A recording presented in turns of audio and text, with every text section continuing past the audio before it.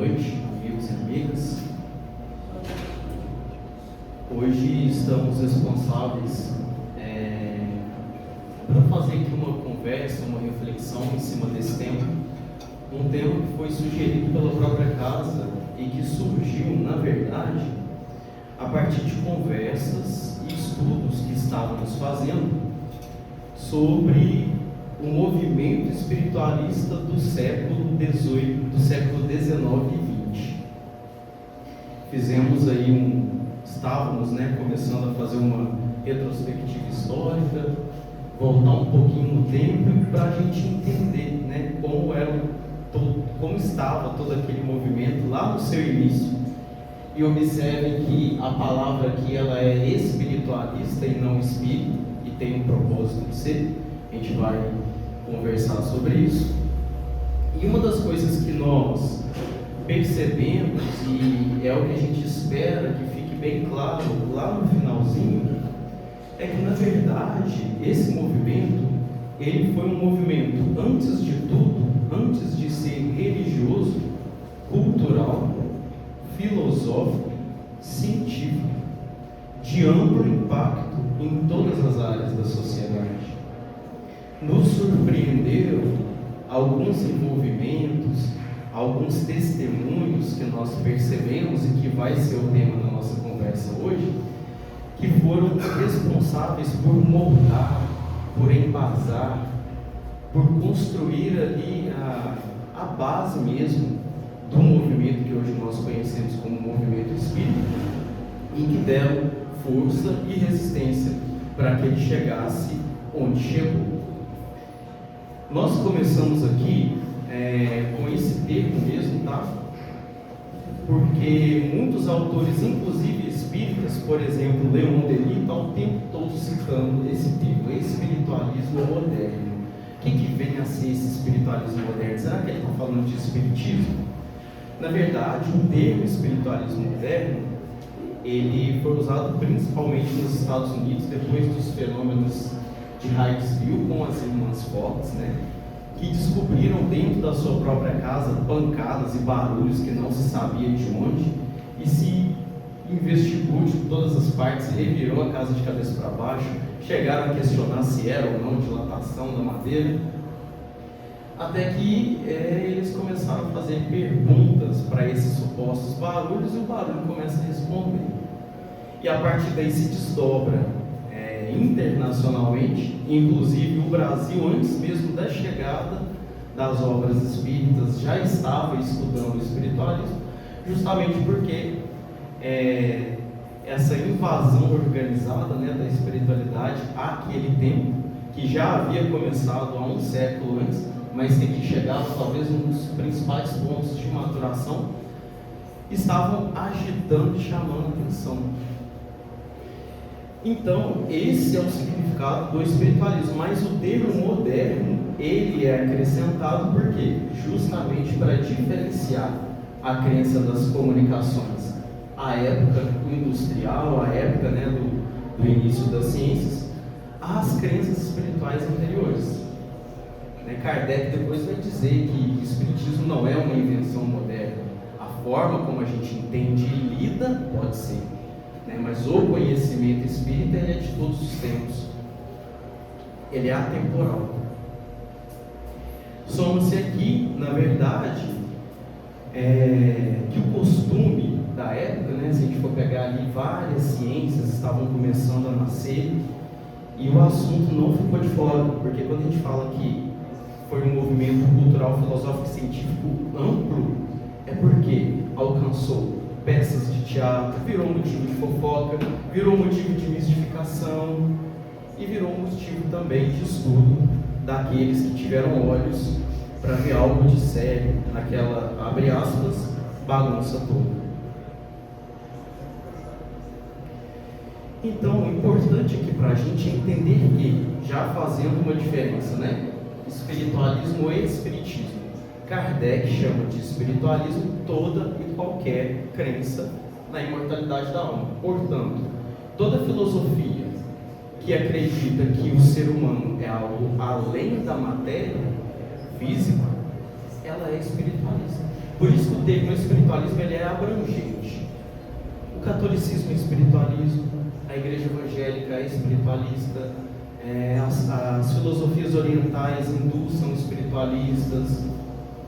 O espiritualismo é um termo que faz oposto, que é oposto ao materialismo. O materialismo são aquelas ideias que é o famoso morreu, acabou, né? Somos um organismo físico, é isso que nos dá a vida, fora dele não há vida. Isso é o materialismo. O espiritualismo começa a crescer, sobretudo o espiritualismo moderno, porque ele vem trazer justamente a abordagem mais filosófica e científica. O que é científico aqui, Renato?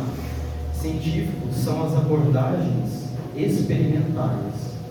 Não se formava conclusão nenhuma antes de submeter essas ideias a validações experimentais. A gente vai falar sobre quais validações são essas. E todo esse movimento, né, toda essa curiosidade, quem de nós, né, estávamos lá? Talvez muitos, não sabemos exatamente qual a forma lidamos com isso. Mas certo é que se a gente voltar nas mídias, nos jornais da época, o tema espiritualismo / espiritismo é algo natural do século XIX e do início do século XX. E é justamente por causa dessa expansão, dessa bagunça, né, vamos dizer assim, que vão surgir vários nomes, e muitos deles a gente vai trazer aqui para a nossa conversa hoje, que se utilizaram também de médiuns que ficaram para a história. E nós temos contato com essas ideias através de revistas, jornais, publicações, livros. Perceberemos que várias instituições dedicadas à pesquisa e ao estudo desses fenômenos surgiram. E essas instituições, elas emitiam boletins, emitiam revistas, emitiam jornais, e alguns autores faziam também publicações independentes, como por exemplo os livros, tá? Então, já que a gente está fazendo esse plano de fundo aqui, vamos falar então de algumas dessas personalidades, já que é parte do nosso tema hoje. O primeiro que nós trazemos aqui é o Arthur Findlay. Ele foi escritor, contador, corretor da bolsa e magistrado na Inglaterra. Olha aí a gente começa a falar de um dos jornais e de uma das instituições que eu havia mencionado, né? Ele foi um dos fundadores, né, do Psych News e também do Instituto Internacional de Pesquisa Psíquica, que foi responsável por difundir essas pesquisas em termos internacionais. E aqui é só uma curiosidade, durante sua morte ele deixa o seu testamento, toda a sua casa, para a até então União Nacional dos Espiritualistas. Alguns traduzem por União Nacional dos Espíritas, mas é porque ainda não fizeram essa distinção, né, do espiritualismo e do espiritismo, muitas vezes tomado como sinônimo. Para o nosso entendimento aqui, assim como o catolicismo, os evangélicos, protestantes e diversas outras crenças são espiritualistas, o espiritismo é espiritualista, né? Então, pensando lá na matemática do ensino fundamental e médio, espiritualismo é um grande conjunto com vários subconjuntos menores dentro, onde o espiritismo é um deles. Vamos adentrar sobre isso mais à frente. E esse aqui? Biólogos. Cadê os biólogos? Olha o impacto dessa personalidade, pessoal. Alfred Russel Wallace, naturalista, geólogo, antropólogo e biólogo britânico. Quando a gente está no ensino médio, a gente viu Wallace como parceiro de Charles Darwin na teoria da evolução. Em 1858, em uma visita nas ilhas da Indonésia, Wallace, a partir das suas observações, ele escreve um ensaio teórico sobre a evolução das espécies. Era um ensaio, né? Era uma proposta, ainda não tinha validação. O que ele faz? Ele submete as opiniões do Charles Darwin e mais um dos seus amigos. E quando o Darwin pega, ele fala assim: acabou a minha originalidade, porque a ideia que eu já venho trabalhando há mais de 20 anos em segredo, esse rapaz aí que pegou. Então eles começam a trabalhar em parceria. Existiam sim algumas diferençazinhas ali na teoria dos dois, mas eles trabalham em dupla. O Darwin publica alguns artigos em parceria com o Wallace. Então a gente está falando aqui de ninguém mais, ninguém menos do que parceiro do Darwin, e por si só também tem o seu mérito, né? Que desenvolve também um entendimento sobre o espiritismo, na verdade ali, né, espiritualismo da época, quando ele começa a frequentar residências de médiuns, e até então o que se trabalhava ali eram reuniões em casas, né, particulares.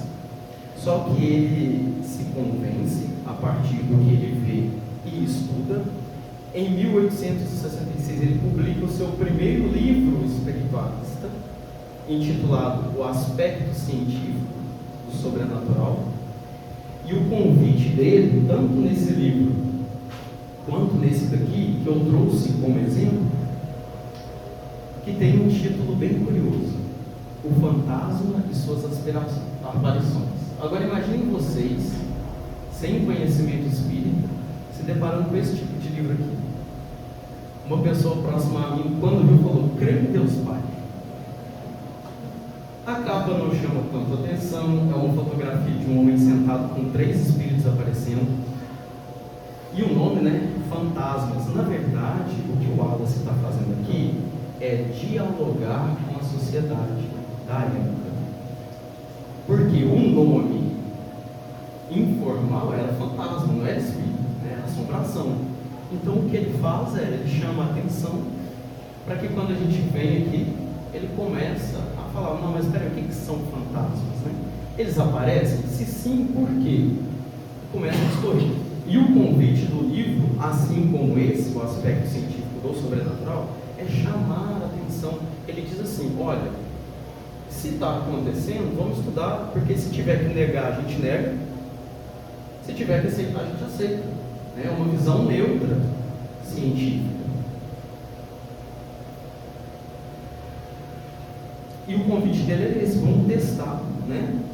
Então, nessas obras, pessoal, ele assume uma postura pública, corajosa, porque se o assunto espiritualidade estava ficando famoso, nem todos olhavam de forma positiva, né? Então era quase que se assumir e expor ao ridículo, e ele já tinha um currículo bem montado, ele já era aceito. Então esse é o testemunho do Alfred Russel Wallace, uma mente brilhante que contribuiu muito com seus escritos. Temos aqui agora um exemplo italiano. Bosano foi professor de filosofia da ciência na Universidade de Turim e pesquisador italiano. Qual que é o destaque dele? Ele é um grande contribuinte ativo para a literatura italiana e francesa de fenômenos paranormais, até então chamados, né, paranormais. E ele integrou alguma dessas sociedades, né, que nós falamos. Aqui tem a sociedade da Inglaterra, temos a americana e temos a de pesquisas psíquicas internacionais. A FEB pega seus livros e publica, né, esses aqui são alguns deles: Crise da Morte, Animismo ou Espiritismo. Ele vai falar sobre xenoglossia, que é o fenômeno, né, onde o médium fala utilizando outro idioma, no caso o idioma originário do espírito. Vai falar sobre psicometria, entre outros assuntos. Então aqui também a gente tem um caso de um pesquisador universitário, aclamado já, que começa a se envolver depois com pesquisas. E como que são essas pesquisas? Não são pesquisas literárias. Como a gente viu lá no comecinho, eram trabalhos feitos com médicos, realizados na casa de médicos, que a partir das observações, testes, comparações, né, médico de um local, médico de outro, que às vezes não tinham contato um com o outro, eles começam a tirar as suas conclusões. Esse aqui, pessoal, o Richer, nosso representante francês, e observe que eu nem vou trazer Allan Kardec aqui, e é proposital, tá? Médico fisiologista, vencedor do Nobel de Fisiologia em 1913. O que ele tem aí no currículo dele? Famoso por seu trabalho em anafilaxia, mas também por seus estudos do efeito do tratamento com anticorpos e também pelas primeiras tentativas de se tratar o câncer com soroterapia. Então aqui a gente tem um Nobel que se debruça também sobre esses fenômenos e ele é o criador da metapsíquica, que, segundo a definição dele, seria uma ciência que teria por objetivo fenômenos mecânicos ou psicológicos, né, o estudo desses fenômenos, devido a forças que parecem inteligentes ou a poderes desconhecidos, latentes na inteligência humana. Esse termo inteligência ele vai estar sempre em voga. Por isso que Kardec, quando vai publicar a Revista Espírita, ele dá um nome de Revista de Estudos Psicológicos, porque é o estudo da sobrevivência da mente, no caso da inteligência, né? Perceberam que os corpos morriam e que as inteligências permaneciam. Então ele vai trazer aqui algumas obras, né, todas sobre espiritualidade.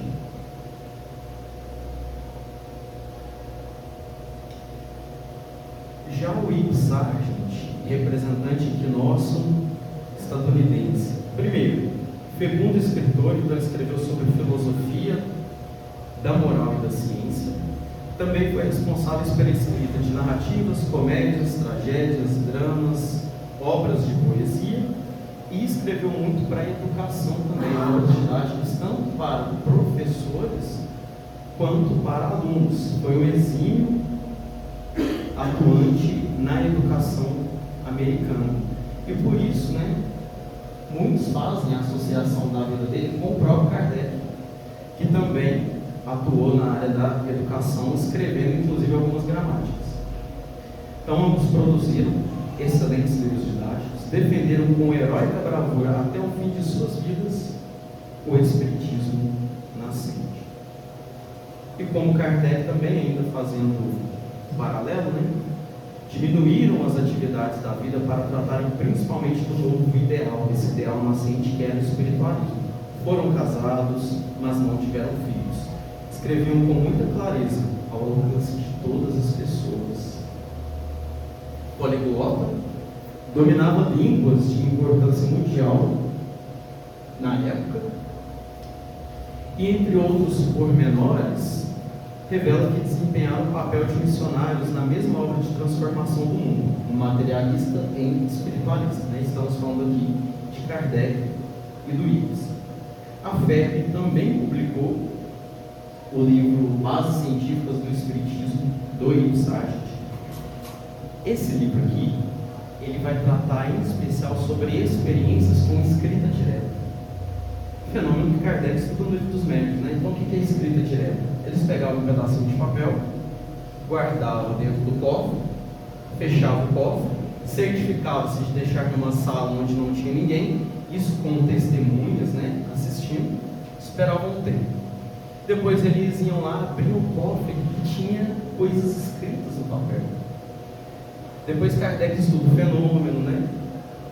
Aprofunda para dizer que na verdade os espíritos materializavam ali as tintas, claro, um fenômeno de extrema dificuldade de ser produzido. Você precisa de ter método específico, você precisa de ter condições específicas, que à época conseguia-se devido à necessidade, né, de se chamar a atenção.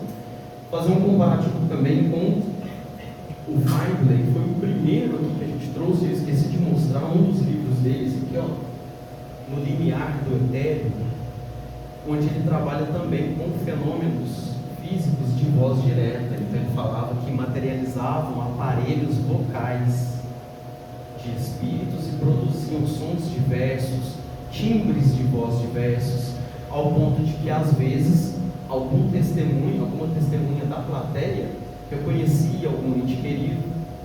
Então são obras que registram essas experiências e muitas conclusões. Postinho famoso esse aqui? Quem que é esse? O Arthur Conan Doyle, né? Foi escritor e também médico. Nós conhecemos ele hoje, principalmente, né, pelo Sherlock Holmes. Então ele é o pai de Sherlock Holmes, que fez uma revolução na época literária, né? Tanto é que ele, em um de seus escritos, né, o Sherlock Holmes morre. Ou seja, a intenção dele era acabar com o personagem. Ele escreve um pouquinho disso nessa obra aqui. Já explico mais sobre ela. Só que o público pede que o Sherlock Holmes volte, né? Então ele dá um jeito de fazer o Sherlock Holmes voltar e escreve sobre. Ele também escreveu algumas outras obras de fantasia, por exemplo, O Mundo Perdido, que tinha uma minissérie antiga na Record, se não me engano. Só que em determinada época da vida, o Holmes ele perde uma série de familiares, em especial um filho. E é diante da dor profunda da perda do filho que ele começa a ter contato com as crenças espiritualistas. Então ele conhece as crenças espiritualistas, ele se sente confortado por elas, e é aí que em 1918 ele publica essa obra aqui, ó, A Nova Revelação. Então o espiritualismo moderno também chama de Nova Revelação. Aqui que ele conta um pouquinho da vida dele, como que ele teve contato. Isso aqui, pessoal, ele já contava os seus 60 anos, mais de 60 anos. Então já era um escritor maduro, conhecido, que algumas abordagens, hoje falando, entendem, né, que essa proximidade dele com o espiritualismo beira a senectude, né? Então assim, é como alguns entendem que ele estava ficando gaga, vamos dizer assim. Mas quando a gente pega para ler, a gente vê a profundidade com que ele aborda o assunto, que para ele foi consolador. Então, durante a Primeira Guerra Mundial, ele começa a publicar com mais intensidade, porque ele entendia que a nova revelação, né, o espiritismo nascente, era justamente aquilo que seria capaz de consolar o coração de tantos pais e mães que, como ele, estavam perdendo os filhos na guerra. E aí depois, mais para frente, ele vai publicar uma obra monumental, a história do espiritualismo. Então ele pega desde Swedenborg, lá no século XVIII, lá nos anos 1700, e vai passar. Ele vai falar do espiritismo nos países, ele conta sobre a proximidade de Kardec. Inclusive, Kardec chega a publicar um pouco sobre ele também depois. O Muses era uma personalidade curiosa. Por quê? Porque ele foi ordenado ministro da Igreja Anglicana, atuou como clérigo e pregador, teve formação teológica de base cristã tradicional, também era professor, lecionou principalmente em instituições voltadas à educação masculina. Ele teve uma trilha sólida de formação clássica e humanista. E em 1870 se sente atraído por esse tal de espiritualismo. A partir daí ele se ocupa da formação de sociedades espíritas, né? Instituições de estudo mesmo. Ele tem uma série de instituições que ele contribuiu diretamente para a fundação. Então o que a gente tem, né? Um anglicano, e ele era médium, ele tinha uma mediunidade fantástica. Dizem os relatos, né, que ele tinha, no auge da sua mediunidade, ele tinha mais de 10 tipos de mediunidade, que depois começou a se acentuar, ou melhor, a diminuir, mas que ele ainda continua ativamente. E um dos exemplares é o Ensinos Espiritualistas, que ele escreve junto com o seu guia espiritual as experiências, e também publicado e editado hoje aqui no Brasil pela FEB. Publicado na revista Light. A revista Light era uma revista de viés espiritualista, dedicada a estudo de fenômenos psíquicos. E por fim, esse aqui é o último para hoje. Alguns são apaixonados, né, pela literatura de Victor Hugo, que em 1841 foi eleito para a Academia Francesa de Letras. Já era bem sucedido materialmente, já era bem sucedido na profissão, chegou a ser deputado, mas sempre preocupado com as causas sociais.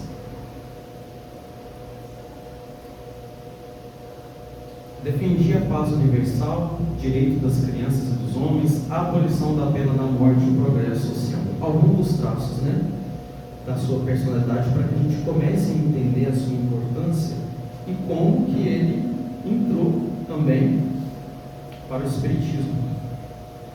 Então ele se aproxima, né, aqui dos até então estudos ocultistas, em especial o contato com o fenômeno das mesas girantes. E olha só que interessante, em uma das sessões, a mesa, através das pancadas, trouxe informações de Leopoldine, que era a filha dele, que desencarnou jovem ainda, em um naufrágio no Rio Sena. Depois, através do Divaldo, a gente veio saber que a Leopoldine reencarna em Juiz de Fora, com o nome de Zilda Gama, que será responsável, né, por trazer à psicografia os romances como Pares e Redenção, Sublime Expiação, Do Abismo às Estrelas, Calvário de Libertação e Arte da Ascensão. Para quem está acostumado a ir na feira, é aqueles livros dessa calibragem. E após essa experiência, ele continuou recebendo recados de sua filha, né, eles permanecem com o intercâmbio, usando essa experiência concreta de consolo, de conforto, para defender a crença na sobrevivência na reencarnação. Em 63, Kardec publica na Revista Espírita uma carta do próprio Victor Hugo para um outro francês político da época que havia também perdido a esposa no desastre. Então ele escreve para consolar o até então viúvo. Pessoal, a gente para por aqui porque nós temos um tempo pequeno, né? Mas nós poderíamos continuar falando e aprofundando de tantas outras personalidades que em seu início, o estudo espiritualista, reuniram materiais, testemunhos, para que disso o Espiritismo tomasse parte. O Espiritismo, na definição de Kardec, é a organização, sistematização de forma didática do conteúdo espiritualista. Só para vocês terem uma ideia, principalmente na Inglaterra, existiam espiritualistas que não acreditavam em reencarnação. Então, muitas vezes a crença que se entrava em debate era: não, a gente sabe que espíritos se manifestam, mas esse negócio de reencarnação não funciona. E aí a gente percebe que, para que o Espiritismo chegasse onde ele chegou, principalmente com Kardec, que foi, a gente chama de codificador por causa disso, né? Porque reúne, organiza e distribui de forma didática, para ficar fácil de aprender. Mas a gente vê que já são conteúdos que vêm sendo produzidos desde muito tempo. Então a gente entra na nossa pergunta, que é o tema de hoje. Afinal de contas, então, quais são essas contribuições desses grandes pensadores para o Espiritismo? A primeira é a mais óbvia de todas, né? É a que a gente tem falado aqui. É o arcabouço teórico para esse espiritualismo que embasou o Espiritismo. Segundo, pessoal, nós trouxemos aqui as grandes personalidades, não é por uma exaltação barata e vazia, que eles sequer precisam disso, nem nós, mas é justamente para mostrar que eles colocaram, né, nome, imagem, credibilidade em pauta, para testemunhar e para divulgar a ideia que estavam tendo contato.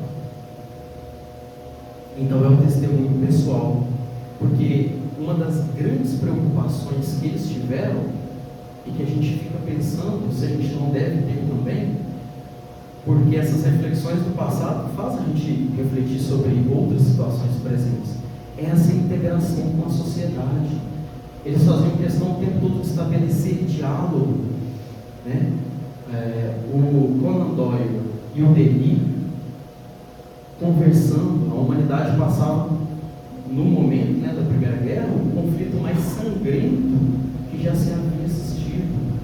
E eles estavam ali consolando, dando testemunho pessoal, preocupando em confortar, esclarecendo, porque você pode confortar iludindo, você pode confortar passando a mão na cabeça, não é? Mentindo, mas eles confortavam, esclarecendo. E aí a gente até citou, né, o nome aqui, os fantasmas, mas era justamente para estabelecer esse diálogo, entender quais eram as dores da sociedade e conversar com ela. Quais são as deduções, então, que a gente pode tirar disso? Primeiro, como eu comecei lá no início, antes de se tornar um movimento religioso, ele foi um movimento cultural, filosófico, científico. Renato, você está querendo dizer que a religião não tem importância? Não, muito pelo contrário. Eu estou querendo dizer que a vivência religiosa hoje que nós conseguimos fazer, se queremos e desejamos fazer com o pé no chão, com base sólida, a famosa fé raciocinada, mas não raciocínio a esmo, raciocínio embasado, começa aqui. Com esses que deram nome, com esses que deram tempo para essas pesquisas. E a gente observa que é um vasto campo de conhecimento, tão vasto, que Kardec propunha o Espiritismo como uma ferramenta para que nós pudéssemos entender todos os autores e obras sacras. Um conhecimento bem fundado de Espiritismo, você entra em qualquer filosofia e extrai o melhor dela, porque muita coisa foi velada sobre o simbolismo, né? O símbolo é uma mensagem codificada. Para decodificar, você precisa de ter alguns conhecimentos, tipo quais? Reencarnação, pluralidade dos mundos habitados, lei de causa e efeito.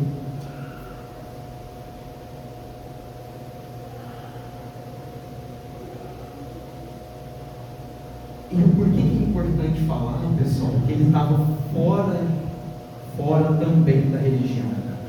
Eu gosto de trazer essa reflexão muito para nós. Qual benefício a sociedade lá fora pode ter do Espiritismo, mesmo não sendo espírita? Afinal de contas, o Espiritismo não é só para os espíritas, né? Então a gente começa a pensar em trabalhos que saem da casa espírita ou que convidam os não espíritas a vir. Por exemplo, a campanha do Quilo. A campanha do Quilo, ela sai do centro espírita, ela olha no olho das pessoas, bom dia, boa tarde, boa noite, entrega a mensagem, conversa, não é? Tem gente que acha que a campanha do Quilo é para arrecadar alimento. Eu acho que a campanha do Quilo, ela arrecada alimento por uma consequência, né? De um trabalho que é espiritual, de um trabalho que é social, muito mais. É só um exemplo, né? Temos aí várias outras pessoas que saem, vão visitar os enfermos, aplicar passe nos hospitais. Você não está nem aí para saber se a pessoa é espírita ou não, o objetivo não é esse. Estava conversando com o Rodrigo agora há pouco. Quantos não foram os espíritas que contribuíram para a formação, por exemplo, da cidade de Lavras? Fundando escolas, fundando instituições de cuidado com os idosos, que às vezes sequer os nomes são lembrados, até porque não era para ser lembrado, né? A preocupação é o quê? A partir do momento que o indivíduo entende toda essa filosofia, esse corpo de conhecimento que a gente está falando, ele se sente incomodado da vida religiosa contemplativa. Por isso que o convite do Espiritismo é para uma religiosidade de ação. É importante contemplar, é importante orar. Tudo isso está no pacote. E além disso, nós vamos materializar a vivência onde? Fora do centro espírita. Então a gente vem para cá, bebe dessa água, se sente fortalecido, graças a Deus consolado, mas tem um monte de gente lá fora chorando, passando talvez pelos piores momentos da vida, que não vão ter oportunidade de entrar aqui, por vários motivos. Vários motivos. Não é que nós sejamos proselitistas, né?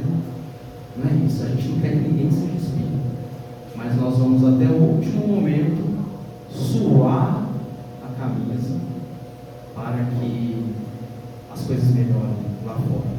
Não com discussão, debate, né? Muito com testemunho. Um testemunho que muitas vezes é silencioso. As maiores obras foram feitas em silêncio. Não tinha discurso, não tinha. Então isso é inútil. O que fica para a gente? Esses grandes nomes que a gente está trazendo aqui, que não são todos, né? E tem muitos que são anônimos também, né? Às vezes hoje a gente utiliza de muitas coisas graças a muitos serviços anônimos. Mas que graças aos quais estamos aqui e que possam nos servir de incentivo, né? Para que nós, por nossa vez, a gente faça a nossa parte qualquer. Não sei, isso é muito pessoal, é de cada um, né? Mas o convite é esse. E Jesus então continue nos dando